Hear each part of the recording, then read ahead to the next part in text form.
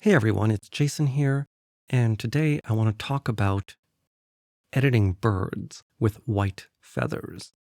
This is a difficult topic in bird photography because it's difficult to edit these photos because the white feathers kind of restrict what you want to do with your photo. You don't want to overexpose those white feathers. And here I'm not talking about birds all of whose feathers are white. Instead, I'm talking about birds where some of the feathers are white, but some of the feathers are more dark, like this southern lapwing. So here's an unedited photo of a southern lapwing. And you can see that the exposure of the feathers, the exposure of the white feathers looks good, but the rest of the photo looks really dark. Now, typically in most photos, you're probably going to make some global tone adjustments using something like a tone equalizer and dark table where you can lift the shadows, or maybe the tone curve tool in Lightroom or whatever tool you use. And you're going to bring up those global tones, adjust the global tones, and then maybe make some local adjustments. In this case, I think that's the wrong procedure.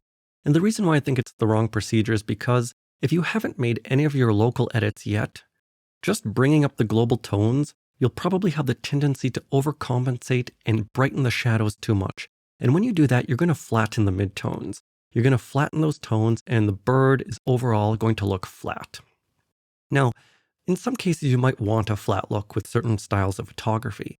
But in wildlife photography, you're probably going to want a little bit more tonal variation, natural tonal range in the midtones to show off the beautiful contours of the bird. So what I recommend instead is first make your local adjustments. Brighten the catchlight of the bird, adjust the background, maybe brighten the background, add some local brightening on some of the feathers of the bird, local darkening, whatever. Once you do that, it's going to naturally make your photo look brighter, even if you haven't made any global adjustments yet. So when you do make your global adjustments, they're going to be not as extreme because you won't need to compensate as much for the darkness on the rest of the bird compared to the darkness of the white feathers. And with this photo of the southern lapwing, I tried both procedures. I first tried to make some global adjustments, and what I found was when I did that, I kept trying to fix the flattened tonal range because I was never satisfied with it.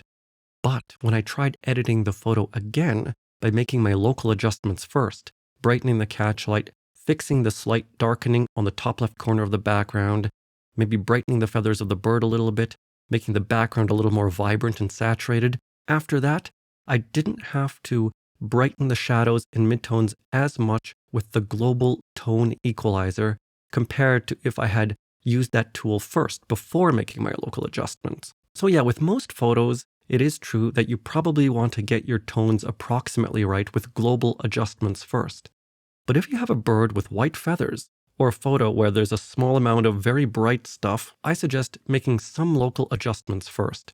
I mean, with birds, for example, once you brighten the catchlight of a bird, it's automatically going to look a little brighter. And so that's going to contribute to your not overcompensating for the darkness using global tone tools. So I hope this video helped you edit birds with white feathers. But if it didn't, try taking pictures of ravens.